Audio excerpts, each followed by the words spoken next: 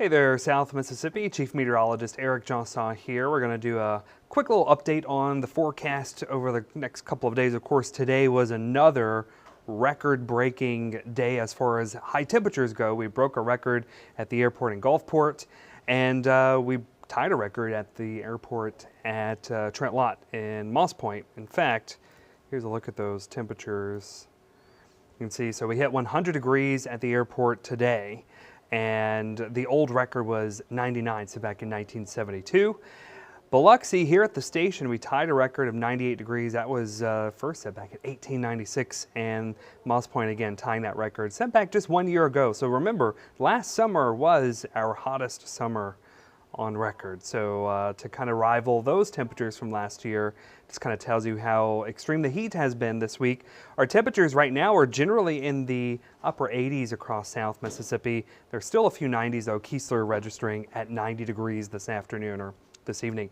Heat index numbers, the difference today was the dew points were a little bit lower, and if you were outside today, you may have noticed it didn't feel as humid as it felt maybe last week. Certainly it was very humid over the last couple of days, and today was humid as well, but our heat index numbers kind of topped out in the 110 to 115 range, whereas last week we had more of the 115 to 120 range. So a little bit drier air, keeping our dew points a little bit lower, and the heat index numbers just a little bit lower, but that dry air heats up more efficiently, and that's why we saw the triple-digit temperatures, the air temperatures. Looking outside tonight, the Hancock-Whitney Bank Tower Cam in Gulfport, it's really looking pretty good out there.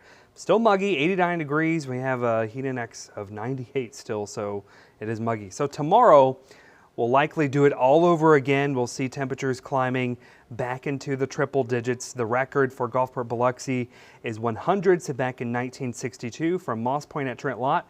The record to beat tomorrow is 100 degrees, and that was set back in 2023. So again, another record from last year. Tomorrow, again, waking up, we'll generally see temperatures in the upper 70s. We're going to top out into the low 100s by the afternoon. We'll keep the rain chances pretty much out of the picture for most of the day. High temperatures across the board, most locations warming up into the upper 90s to low 100s.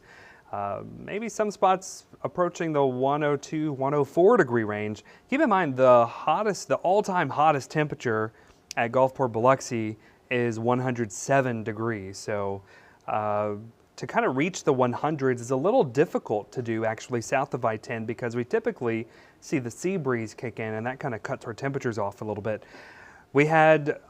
Today we hit 100 degrees for the second day in a row. The longest stretch of consecutive days in which we've hit 100 degrees has been 4 at Gulfport Biloxi, and the last time we did that was in 2010.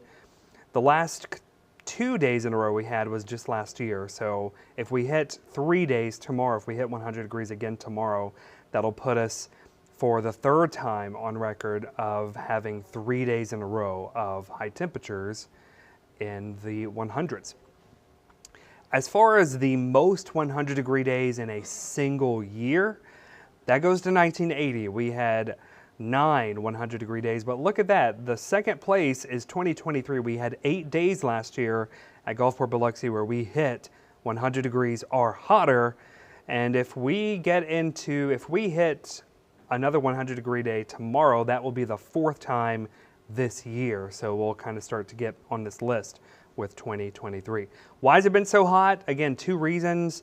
In the upper levels, we have this ridge of high pressure that's centered mainly off to our west, but we're still under the influence of that. So we have a lot of sinking air in the mid to upper levels. That does 2 things. The compression kind of heats things up, but it also reduces cloud cover and thunderstorm activity. And so if you don't have any clouds or you don't have thunderstorms, then you start to heat up a very large area. And so you start to get what sometimes is referred to as a heat dome that tries to develop. The other reason we've been very warm this weekend, the reason why we really hit 100 degrees, is because sort of to do with Tropical Storm Debbie.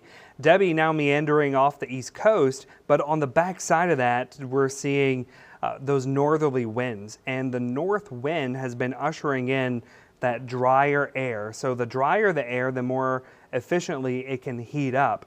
The other thing is typically we see the sea breeze kick in from the south. That usually cuts our temperatures off south of I-10.